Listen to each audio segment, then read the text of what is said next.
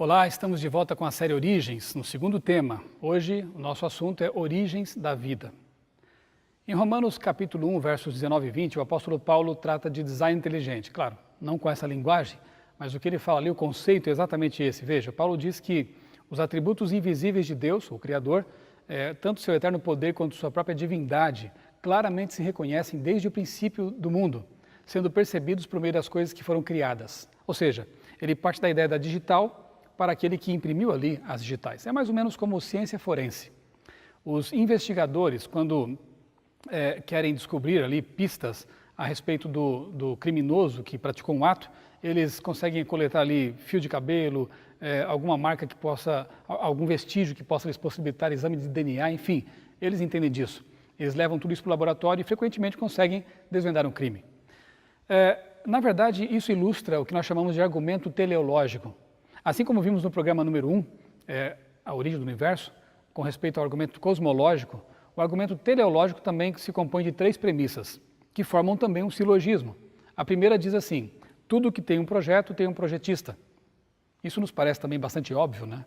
A segunda diz: a vida tem um projeto. Bom, aí nós temos que analisar um pouco mais essa premissa, porque se nós concluirmos que a vida teve um projeto, teremos também que concluir pela terceira premissa que diz: a vida teve um projetista.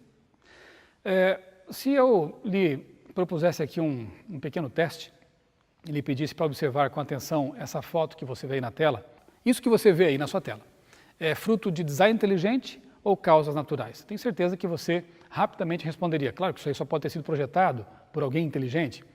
E essa resposta, que é obviamente a correta, ela é assim porque essa imagem, ela nos revela que aí existe muita informação, mas não é só informação não, é informação complexa. Você não tem apenas um rosto, que já seria realmente algo bastante interessante, algo incrível, né? Se pensarmos que pudesse ser fruto do acaso. Você tem não só um rosto, você tem 4 rostos, é uma informação complexa. Mas você não tem só 4 rostos não, você tem 4 rostos de pessoas que existiram, são presidentes norte-americanos. Logo, é uma informação complexa e específica. Todo mundo sabe, eu deveria saber, que informação complexa e específica não surge do nada. Ela depende de uma fonte informante. Imagine agora que você esteja caminhando pela praia e se deparasse com uma palavra escrita na areia.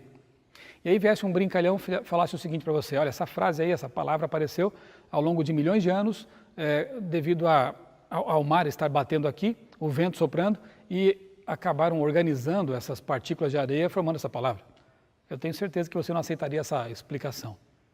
Toda informação, repito, pressupõe uma fonte informante. Agora vamos deixar de lado essas coisas mais simples e pensar em coisas mais complexas. E eu quero usar como exemplo de complexidade justamente uma ameba.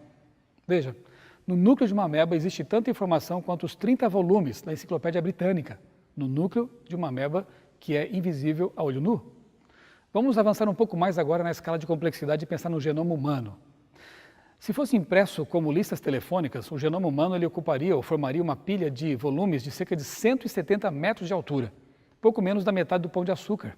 Veja, esse é o tamanho da informação contida no teu genoma. É algo realmente muito impressionante, mas tem mais. Pesquisadores da Universidade de Harvard, nos Estados Unidos, eles conseguiram armazenar 70 bilhões de cópias de um livro, ou seja, 700 terabytes de informação, ou, trocando mais em miúdos, 100 bilhões de DVDs. Sabe no quê? Em 1 grama de DNA. Com 4 gramas apenas de DNA, eles conseguiriam armazenar todos os dados digitais produzidos pela humanidade em 1 ano. Quem é o maior especialista em armazenamento, encriptação e zipagem de informação? A resposta é o criador do DNA. Veja, se nós pensarmos aqui em evidências macro e micro, nós encontramos realmente várias delas. Falando um pouquinho das evidências macro de que existe um projeto intencional na natureza, na criação, pense aqui comigo no sonar, que é o Sound Navigation and Ranging, um sistema realmente muito complexo, interessante e que foi colocado em operação em larga escala após o naufrágio do Titanic, em 1912. Foi necessário investir muito dinheiro e, claro, muita inteligência para desenvolver esse sistema que é relativamente novo aí nos mares. Bem, o sistema do sonar já é usado há milhares de anos com muita eficiência por pelo menos 2 animais. Eu vou mencionar só 2, vários na natureza utilizam esse sistema, mas eu quero mencionar aqui 2 que são segundo a concepção evolucionista, bem separados na suposta árvore da vida evolutiva, o golfinho e o morcego.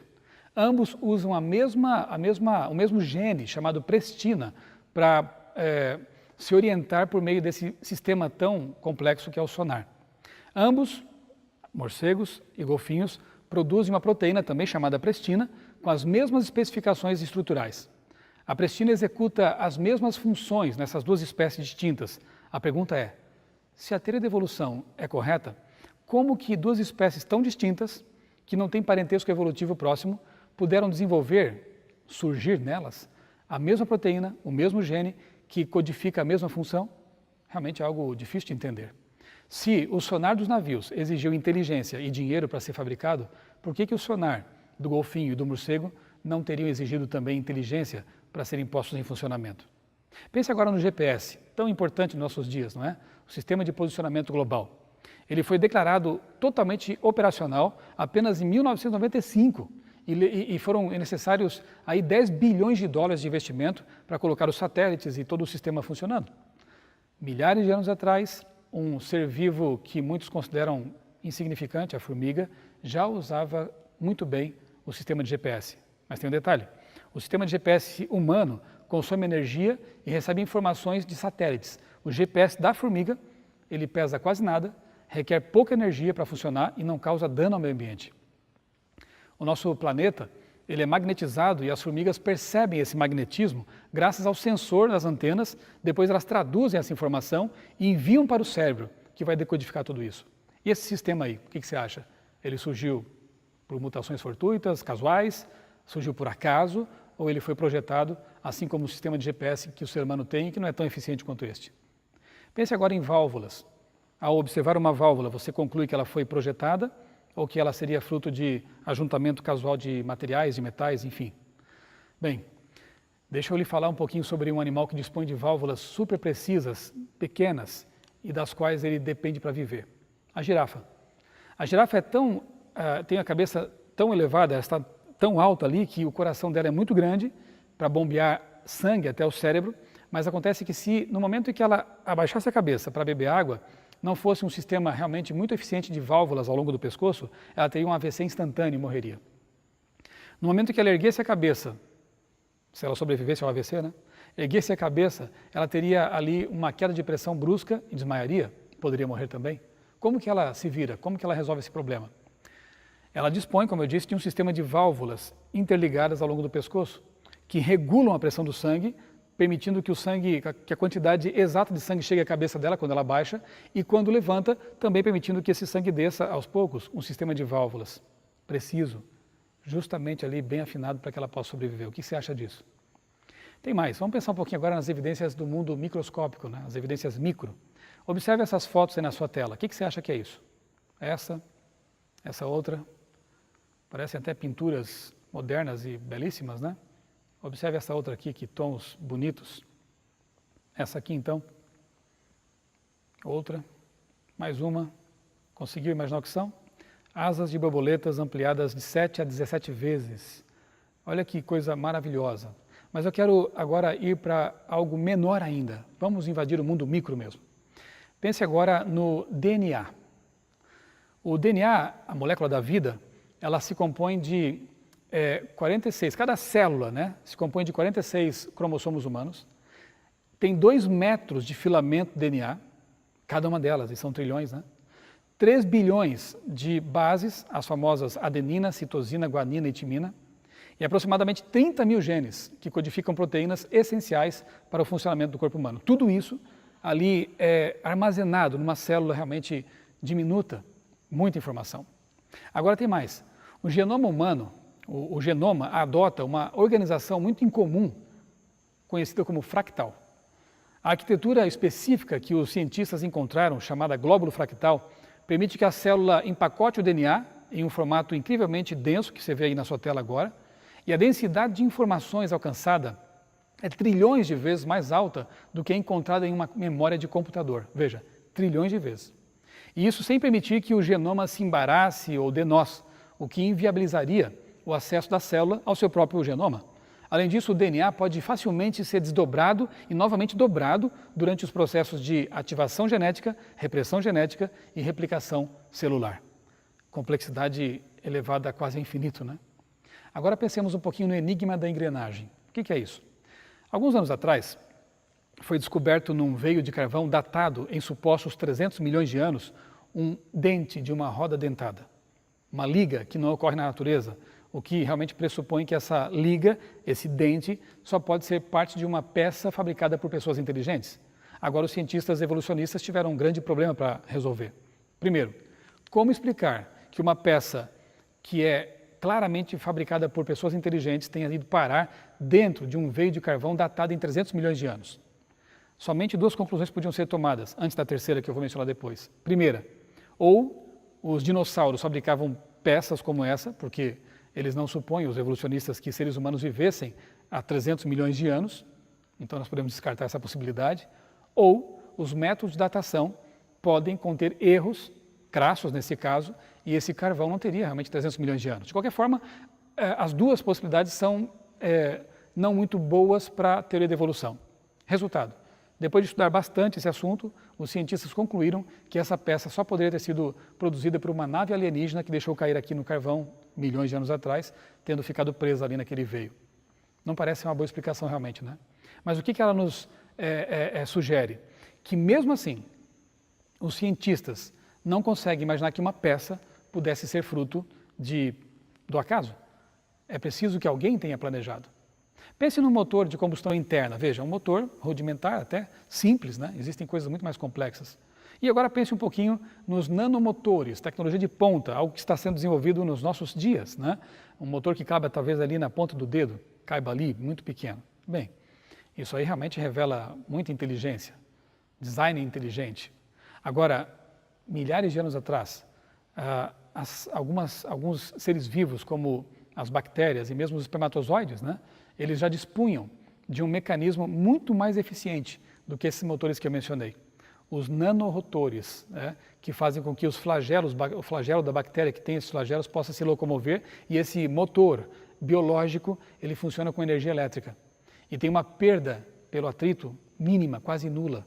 Ele é muito mais eficiente do que os motores desenvolvidos por seres humanos inteligentes, gastando milhões de dólares para produzi-los. E esse motor orgânico seria fruto do acaso ou de design intencional e inteligente? É algo para se pensar, não é verdade? Veja, na verdade, quando analisamos esses temas, esses assuntos, resta-nos apenas escolhas, duas escolhas.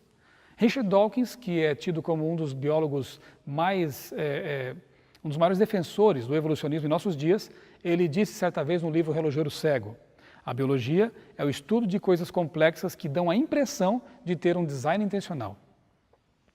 Por que será que para ele, ao analisar algo biológico, uma planta, um animal, um ser vivo, ele tem a impressão de que foi feito por alguém inteligente de forma intencional? Porque ele não crê em Deus. Na verdade, Dawkins já fez a sua escolha a priori. Para ele, Deus não existe. Logo, ele precisa encontrar outra explicação para o fato de que existe design intencional na natureza. A declaração mais complicada ainda foi feita por Francis Crick, que é um cientista ainda mais conceituado e famoso do que Richard Dawkins, porque Crick descobriu, juntamente com um colega, a dupla hélice do DNA.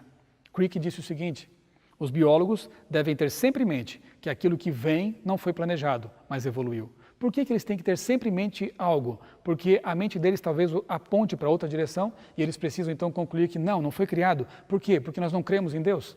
Isso é uma escolha a priori também. Na verdade, a crença em Deus ou na não existência dele não são realmente escolhas científicas, são escolhas baseadas em fé, em filosofia. Então, aqueles que não creem têm que ter sempre em mente que aquilo que eles estudam, embora revele um design tremendo, não foi criado, evoluiu. Por quê? Porque nós não cremos no Criador? Bem, há outros cientistas que concluem de forma diferente. Eu quero citar aqui apenas dois deles. Um deles, Francis Collins, foi diretor do projeto Genoma, um grande cientista contemporâneo e famoso. Veja, ele dedicou 10 anos de sua vida pesquisando o genoma humano. Em algum momento ele concluiu que não conseguia mais ser ateu ao analisar tanta complexidade, tanto design inteligente. E ele então se torna um cristão e escreve um livro, A Linguagem de Deus. Um outro cientista, já falecido, Anthony Flew, escreveu um livro fantástico, uma espécie de testamento, com o título Um Ateu Garante, Deus Existe. Por quê? Ele teve coragem de seguir as evidências, levassem aonde levassem. Fluh defendeu o ateísmo ao longo de sua vida. Ele é tido como o maior filósofo ateu do século XX. E no fim da vida teve coragem de reconsiderar, baseado nos argumentos cosmológico e teleológico, que estamos vendo justamente aqui nessa série, reconsiderou sua posição e tornou-se também um cristão.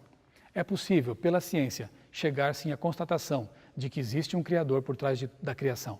Um outro cientista famoso, diretor do laboratório Thomson, na Unicamp, e presidente de uma entidade internacional de espectrometria de massas, Dr. Marcus Eberlin. Ele teve a coragem, inclusive, de colocar, como você vê na foto aí na sua tela, uma faixa, ali um adesivo na janela de seu laboratório que diz: não tenho ancestral símil, sou filho do Deus Criador. Cientistas que creem, sim, isso é muito possível, porque são seres humanos. E seres humanos, como diz Eclesiastes 3:11, foram criados com o desejo de transcender, de encontrar algo além do que nós vemos aqui. Como escreveu o ex-ateu C.S. Lewis, tudo que não é eterno é eternamente inútil. Que Deus o ajude a buscar aquilo que realmente tem sentido e que você nessa busca possa encontrar as respostas que está buscando. Um abraço.